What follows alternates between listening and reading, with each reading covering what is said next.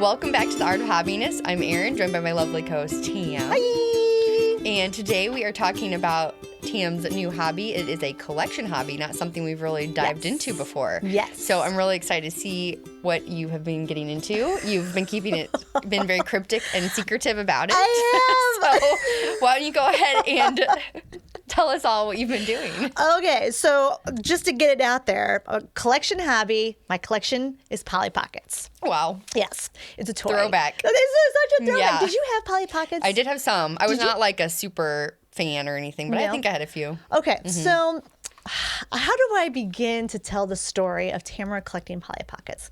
Let's start with, I know where we can start. So in our episode that we did, in which we talked about hobbies and AI, I talked about how I took I'm for the sake of the show, I would really like to find a hobby that is like original, I can produce something original. And so I had an idea when I was experimenting with ChatGPT and hobbies is I took everything I like from Dolly Parton to cactus, turtles, entered all of the stuff in ChatGPT and was like, give me a hobby. And AI spit out diorama. You're like, no. It's like, thanks, but no thanks. So I felt like ChatGPT failed me, right? So I walked away from it and I just kept thinking about it. And I was like, how could I possibly find fun in diorama? What would it even look like? Where would it even be displayed? And I happened to go to local bookstore here, and they actually dioramas are kind of becoming like a thing. Really? Yeah, you can get these tiny diorama kits that you can build. There's greenhouses. Oh wow. There's I feel like I remember doing that in maybe middle school, yes, making them for class, exactly. For school. Yeah. So I was like, okay, so it's clearly a thing, but where would this diorama live? Yeah, right. And I just couldn't visualize a place where a diorama that I made would live. So then I kind of started thinking about what kind of diorama could I make that would live somewhere? And I was like, well, it could live on my desk, but what kind of diorama could I make on my desk? And I accidentally, as I was going through this, stumbled upon a thought of Polly Pocket. Okay. Polly Pocket is essentially just stumbled upon this thought in my grand scheme. Okay. It was like a 2:00 at night kind of thing where you're just stress thinking. And I was just trying, I was like, I need to think of something. I really want to put it out there, and then just kind of stumbled upon Polly. Okay. So I had this idea and I was like, okay, well, what if I, did something with Polly? So I called one of my sisters. And I was like, this is a ridiculous idea. I just need to bounce it off somebody, and started talking about Polly Pockets. And within that, we kind of started geeking about the Polly Pockets that we used to have. Okay, so you were a big fan of them when you were a child? I was. Yeah. And now when I say was I a big fan, I didn't have a collection that I'm about to have. Yeah. Erin, I'm about to have me a collection. But I had I remember there was this one, and it was Grandma's Cottage. And I don't know if you had this one, but it was just she had a little spinning wheel in the lake. And actually, I've got it right here on my desk. Oh, you got it? Yeah. It's this is the one? That's Grandma's Cottage. Look at this. So it's got a little pink spinning wheel. I didn't know that's what it was called. And if you open it up, the little spinning wheel spins the clock. Oh, how wholesome. And that's exactly, which totally played into our cozy hobby discussion that we just had. Oh, how cute. It's got a little kitchen and a little bedroom. Oh, that's adorable. So it just it hit all of these elements of nostalgia, coziness, diorama. Yeah. And my sister and I really geeked out about it. And I was like, you know what? I just suddenly I was like, I'm gonna go buy. I'm gonna go surely somebody's got Grandma's Cottage out there. So where did you end up finding it? eBay. Yeah. How much did it cost? I did spend a little bit more than I want to admit, but $50 for Grandma. But I feel now that I've kind of dived into this a little bit, that's not a bad deal. Right.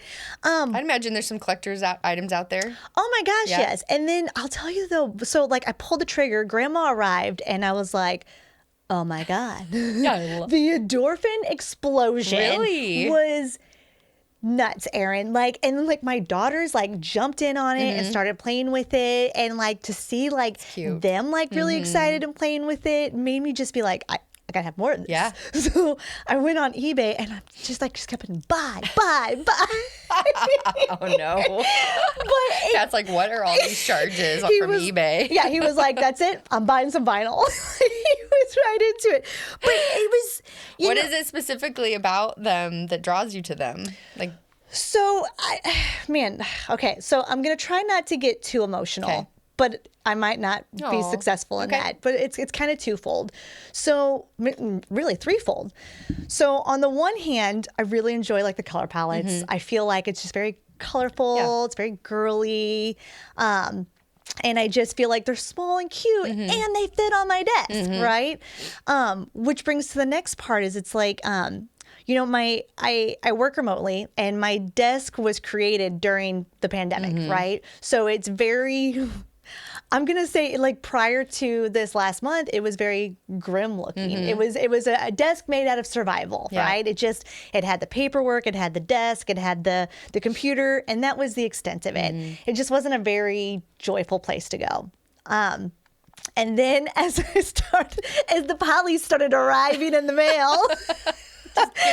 brings you joy. I needed a place to put them, and I was like, well, I literally had the idea for the desk. Why don't I just put them on my desk? So I took my whole desk apart, and I like remodeled it, specifically designed so poly can be displayed like the best way.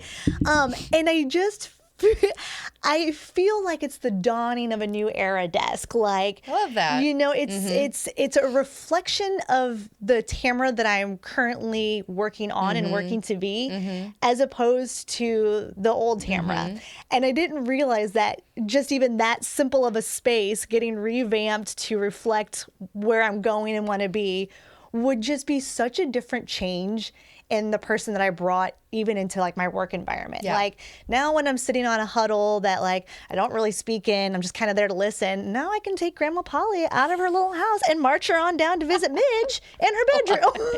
Love it. And you know, it's like I feel silly saying I'm playing with my toys. But Aaron, I'm playing with toys. I love it. You know what? That's where this is a perfect example of it should just do what you love and makes you happy, right? It brings so much joy. Yeah. And, you know, to kind of even dive a little deeper, and this is the part where I might get a little emotional, and I'll apologize, but like... You do not need to apologize. So, you know, I've got two sisters, and one of the sisters I didn't get to grow up with. We had a same mom, and then we're the product of, you know, divorce. So we were separated and had to go our separate ways. And in our adult life, we've found each other and become really close, and have really tried to heal like those missing bonds, you know. And it's funny because when I first started talking to her about this Polly Pocket idea, and I brought up Grandma, she was like, "Oh my God, I remember Grandma Polly."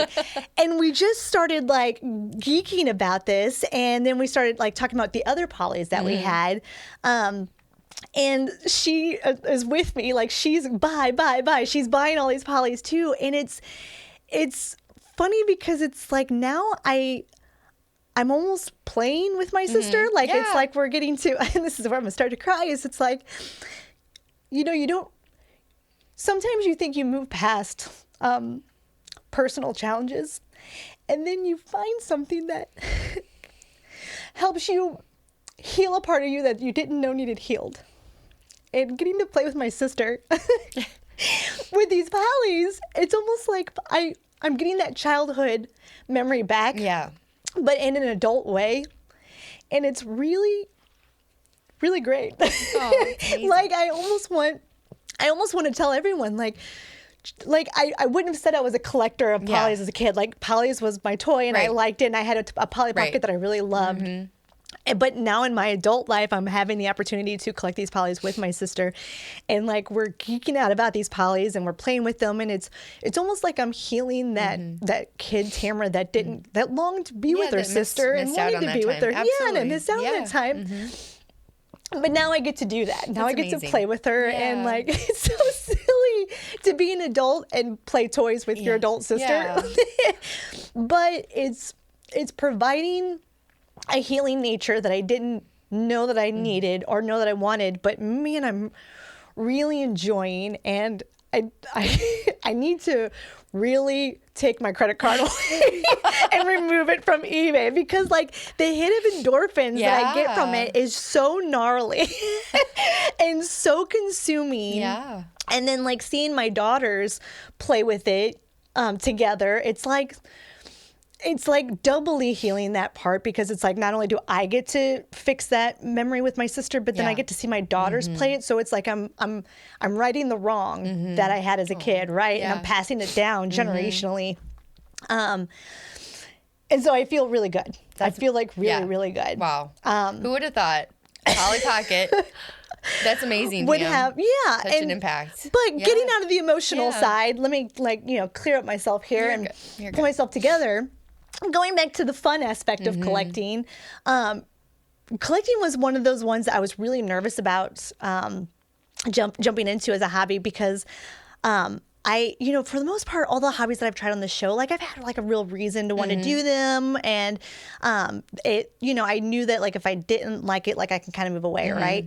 Whereas a collecting hobby, you kind of have, I always kind of looked at it as more of like a hoarding kind of hobby, which I will absolutely be hoarding. Hoarding Polly Pockets. There's like this, I was just afraid of like, how could I convince, like I talk all the time about how like I still hold back on buying stuff for me for hobbies, but like I never hold back on my kids, right? Yes. And I was really worried about the idea of collecting a multiple of something, because that's spending money on it repeatedly, right? It's just different variations of it, just buying that thing. Yeah. And I was like, I don't know how I'm going to convince myself to get into the mindset that I'm okay. And you feel like you have? Yes. Oh my God. Yeah. That's like, amazing. I feel like when it comes to the polys, like I said, there's such an emotional connection now to them that, like, again, I wouldn't have said I was a collector of polys as a kid. I just think as a kid you just want toys, and so I just want to collect them, right? But now as an adult, like there's literally nothing holding me back. Like there's no mom and dad telling me that I can't have anymore. Like I have the purse strings now, which I really need to have someone take the purse strings away. Have you, so back to like finding the polys, other than eBay, have you searched anywhere else? Like, I don't know, thrift stores or, getting from other people, or I don't know what the avenues are to buy them. Or can you buy them new? Are there new ones out there? There are some that are boxed. I mean, you're going to pay a lot for those. Well, no, I guess I mean like, are they still making them? Oh, like, can you go to Target and buy them? Absolutely. Polly's just aged as we have. So, like, she's transformed over the years. I think the polys that I'm more specifically interested in are the ones that I had as a kid. So, like, the one that just, the only movement is at the hip. Like, she bends the hip, and she's, like, the size of, like, a dime. Like, she's the smallest thing, which is perft because, like I said, she fits on my desk. So, you know, it's so nostalgic. It makes sense why you'd be drawn to those. So, like, finding them. So, my sister and I did have a lot of fun, like trying to go to some like local like flea markets and such. And we did find this which one would be kind of fun to like, just as time goes on, you see one out and you're like, oh my gosh. Yes. Okay, so we haven't had luck actually finding a poly in the wild. However, we did run into this guy who actually buys out old like toy stores and then like sells them on eBay. And we were like, any chance you've landed upon some polys? And he's like, oh, I've got a whole box of bluebirds somewhere. Really? So we're waiting on this guy to get back to us and be like, I found What's a bluebird? That's just a type. The bluebird was the type of brand that had Polly Pockets back in like the early 90s. Okay. Sorry, I probably should have mentioned that. Oh, no, that's fine. I'm deep in this. Yeah. I really don't. I mean, it's not something. I just don't remember much about it. So thank you for sharing. Of course. So we haven't had much luck there, but I'm hopeful. It's getting to be nice weather outside, so people are going to start doing some yard sales. True. So fellow. Ooh, that'd be a fun thing to go do. Yes. Yard sailing. I would like to go yard sailing and see if maybe anyone's cleaning out their garage and just happens to find a box and doesn't realize that it could be really cool to have them on their desk, and then I can be like, I will give you $2. Yes, for all of them. That'd be amazing. You can recoup some of your sell them on eBay yourself. It's true, and get some like duplicates. It's interesting because like the price range is really like you can find any price range for the polys. There's no like real set. It's just kind of like what you want. What was the most expensive one you saw on eBay, or did you? So again, I'm just kind of new in this, so I'm sure like the realms could be really astronomical. But like, there's a clock, like a working poly clock. That one seems to be like a hot ticket item, regardless of whether or not it's in its package or not. That one you can spend like close to $100 or more on. Yeah. Which again, like $100 doesn't sound that astronomical if you're trying to fix some nostalgia or some mental. Yeah, right. Hey, it's like a therapy baggage session. that you got, right? It's like I'd spend $100 in therapy. Yeah, I mean, spend $100 on poly. That's right. So yeah, I mean, like the price range is pretty, anywhere that you want on there. Have you, other than your sister, have you come across anybody else who's really into Polly Pockets? No. Okay. But also I haven't really talked to anybody about it because there's still a little bit of me that's like, I'm playing with toys. I'm buying toys. Yeah. So I think I'm kind of still like holding on to that. Holding on to that. Because like you said, I hadn't even really talked to you about it because I was just like, well, first of all, save it for the pod. But second of all, I'm like, man, how do I explain to people that I'm collecting toys and I'm playing, and I'm not just collecting them and putting them on a shelf. I'm playing with them. Right.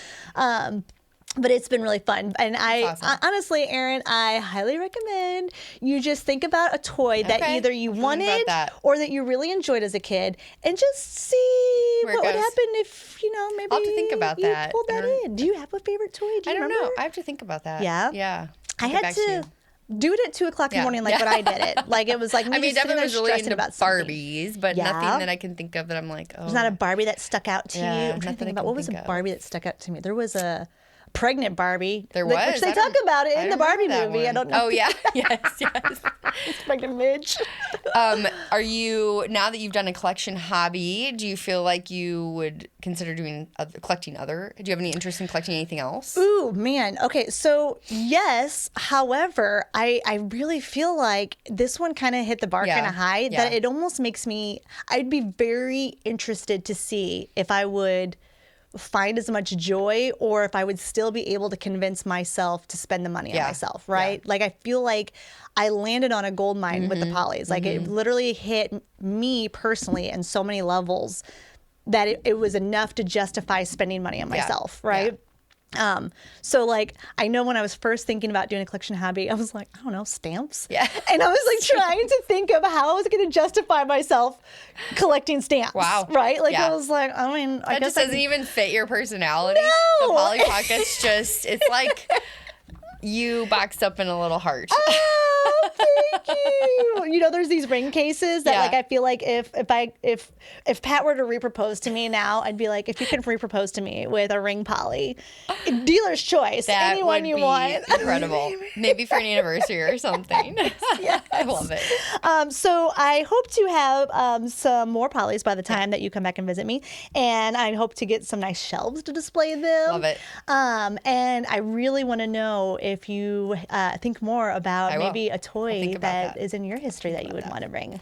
Well, one thing I really appreciate you being vulnerable and sharing this hobby with us. I'll probably regret it later. It's so fun. No, it's so fun. It's so fun. And I think it's a testament to like how far you've come on the hobby journey and beginning, finding your authentic self and like figuring out what really truly brings you joy. And I think that the message here is that you weren't just like willy-nilly picking something. No, you really thought about it and you're really trying to like do something that just authentically brings you joy. Yes. So that's the, I think, take-home message, right? I'm gonna cry again. Find my tears now. Yeah, but I hope that, sharing this with our listeners just helps to break down that barrier of like being scared to put yourself out there or take chances on things that maybe other people might think are stupid or whatever, whatever your inner monologue is telling you. Yeah. Whatever is holding you back from starting that hobby or that collection, play with toys, have fun. We're being an adult's hard, and I think that we all need more play in our lives. I do. And not even just talking to listeners, but finally getting to talk to you about it, like being my very dear friend, and like, I appreciate you listening to me, and I appreciate you being vulnerable with me because you were shedding tears with me. Thank you for not letting me cry by myself on our podcast. But you're really good at listening, and I've been like really wanting to like talk to you about this, and so like I really appreciate you being receptive and like actually thinking that they're cute and not dumb. No, they're awesome. But yes, so thank you so much for joining us today. Absolutely. And we appreciate you guys stopping by. Bye. Yep, bye. Thanks for listening to The Art of Happiness. Be sure to leave a review and rating. And for a little extra Erin and Tam fun, be sure to follow us on Instagram and Pinterest for behind the scenes footage of our journey to find happiness.